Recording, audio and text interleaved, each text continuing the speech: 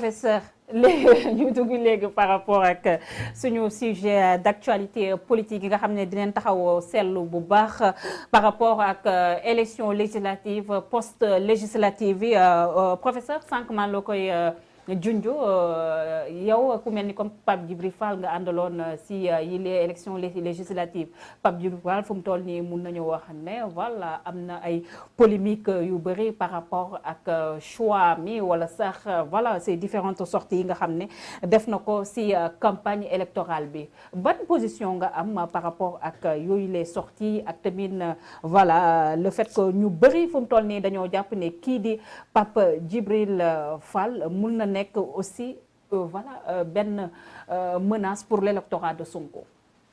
Comment ils ont presque voilà les mêmes supporters. Bon ça vraiment man je ne sais pas parce que xam nga aussi. parce que ñu bëri jàpp ne c'est lui le voilà révélation bu bees bi en 3 mois il réussit à. non xam nga c'est là où les gens se trompent. Pape Djibril Fall. am na journaliste bu ci def wax singleton ma ne ko non man j'étais dans la liste de Pape Djibril Fall. Et man je peux te dire que je lui ai amené des milliers de voix. Pourquoi ce choix aussi professeur? xam nga merci madame wax naa ko plusieurs fois xam nga madame. nit soo jàngee jàng dafa am lu muy jëriñ ki jàng ak ki dox ak ki bejjaaw dafa am lu ñu war a doxee. bu dee seen jàng ak seen dox ak seen bejjaaw am na lu mu leen jëriñ te man ñett yëpp am naa ko. xam nga. man j'étais à la 13e position mais xamoon naa ne liste Pape Djibril Fall su amee 2 députés c'est un miracle miraculeusement miraculeux man xam naa ko et si on n'était pas sur ces listes Pape Djibril Fall ne serait jamais député parce que yow xam nga lan mooy presse man ura bi ma am combien de milliers de personnes waxuma au Sénégal dans la diaspora ñoo lay woo di la wax ne man je vais voter pour lui bugguma sax di wax loolu Pape Djibril Fall dégg naa tey day def conférence de presse quelqu'un m'a appelé pour me dire je lui dis que man demuma ci parce que Pape Djibril Fall je crois. mais pourquoi waaw non parce que conférence de presse bi sax fu mu toll nii mën nañu wax mu ngi.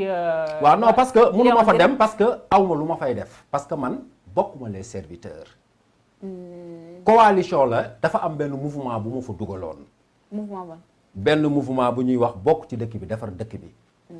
jeex na génn nañu ci Pape Djibril Fall lu ma koy mën a wax mooy.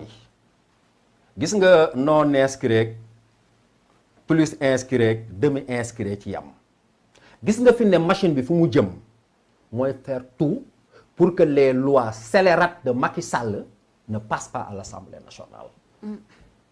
comme ba ñu fa doon woote ay loi Moussa Sy Niadiar Sène Sada Ndiaye loi yu mel noonu parce que tey il est possible que Macky Sall bu ko voté ay loi pour def la limitation des mandats. gis nga foofu la ñuy xaaree Pape Djibril Fall foofu la ñuy xaaree Thierno Alassane. man de dama yaakaar ne ay nit soo nekkee ci ñoom ngeen def la ngay def bala ngaa def benn choix sax da ngeen war a retourner waxtaan ak ñoom. mais nag Sénégal mooy fonctionner noonu. ah bon kon da nga bëgg wax ne Pape Djibril Fall par rapport ak non inscrit bi nga xam ne voilà position boobu la adopté ñëwul rapproché aussi yéen. ah bon en tout cas man personnellement dégguma ko la dernière fois où je l'ai vu mooy bi may def émission Penco bàyyi sama émission Ndoumbelane dem def émission Penco nee na ma bonne émission depuis lors on ne s'est même pas parlé mais man loolu amul solo ci man xam nga li ma bëggoon woon Sénégalais jox suma bopp leçon que ni mooy àddina xëccoo baaxut parce que man su ma doon xëccoo su ma neexee ma ne damay dem négocier ne da ngeen may def 3e ou 4e place mais être député n'est pas une fixation pour moi. J'ai un métier que j'adore et que je fais depuis des années et des années. foofu rek la yem. entre Benno ou Yewwi mu mel ni comme ba tey voilà gis nga ralliement bi nga xam ne Pape Diop def na ko mu bëri aussi ñu bëri ñu ko ñaawlu tey Pape Djibril Fall lan moo war a nekk aussi taxawaayu Pape Djibril Fall voilà face ak dilemme boobu. déjà allez-y. non wax naa la li war a nekk taxawaayam mooy.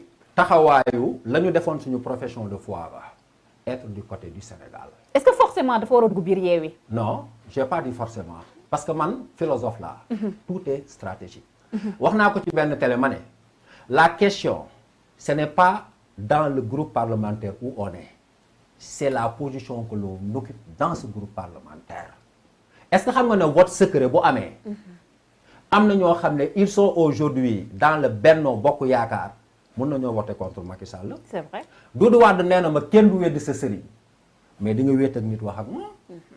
parce que ñi nekk ci APR ñëpp dañoo bon loolu du xalaat mais Benno Bokk Yaakaar yeewi askan bi ñuy wax nii wax naa ko keroog le jeune abo muy wax suppu kànja ma ne ko mais yeewi askan bi lan moo ko gën a nekk suppu kànja Abdoulaye Wade à côté de Ousmane Sonko avec Khalifa Sall mais ma ne loolu su nekkul suppu kànja xanaa maafe kànja la lan moo tax li ñuy wax ci opposition bi duñ ko wax boo demee Benno Bokk Yaakaar dafa am alliance contre nature boo ñëwee yeewi askan wi dafa am alliance contre nature et que c'est des alliances qui sont inspirées par des situations politiques à des domaines je suis capable de le comprendre comme tout le monde parce que jàng naa ko dund naa ko mais dama ne di wax di wëccu di ko lekkaat dafa war a jeex ci réew mi Macky Sall dañ koy xeex parce que Macky Sall ba mu ñëwee premier discours am daf ne damay dindi cumul troisième discours am avril mu ne damay dindi cumul dindiwu ko ñu xeex ko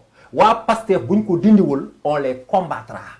ralliement du voilà ralliement bi nga xam ne mun nañu wax ne Pape Diop def na ko si biir Benno Bokk Yaakaar ban gis-gis nga si am da nga jàpp ne carrément il a trahi voilà ñi nga xam ne ñoo ko votel mais pourquoi nga bëgg ma jàpp ne dama trahir ñu ko votel man jàpp ma ko daf leen a trahir.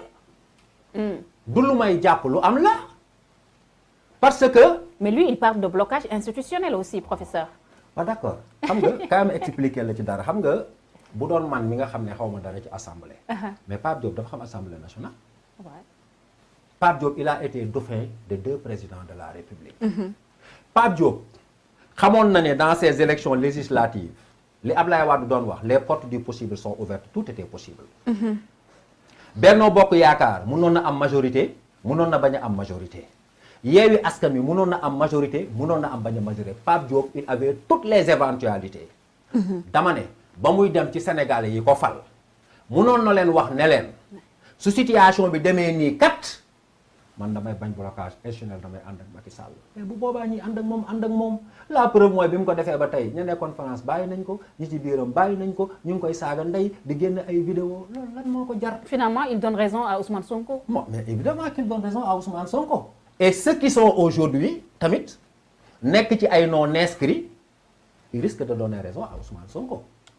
ah oui. parce que Pape Djibril Fall et Thierno Alassane Sall. dama ne il risque laa wax. il risque parce que nga nekk non inscrit wala nga nekk yeewi wala nga nekk dara le rôle du député c'est de voter des lois. le jour où on introduira une loi qui est une loi anti-sénégalaise anti-peuple. une loi pour Macky Sall ou bien une loi pour l'APR ou bien une loi pour le Benno bu ko Pape Djibril Fall voté il devient un traître bu ko Alassane voté il devient un traître parce que ba ñuy campagne dañoo campagne woon contre Macky Sall dañoo campagne woon pour am majorité dañoo campagne woon bind ne l'Assemblée nationale ne fonctionne pas l'Assemblée nationale n'est pas bonne l'Assemblée nationale n'est pas tout gis nga intérêt individuel nañ ko bàyyi loolu dafa yomb. gis nga fii tey nekk fi député nekk fi ministre taxaw di wax dem ci Macky Sall loolu yow soo ko bëggoon nga am ko mais nit ñi dañoo war a gore bàyyi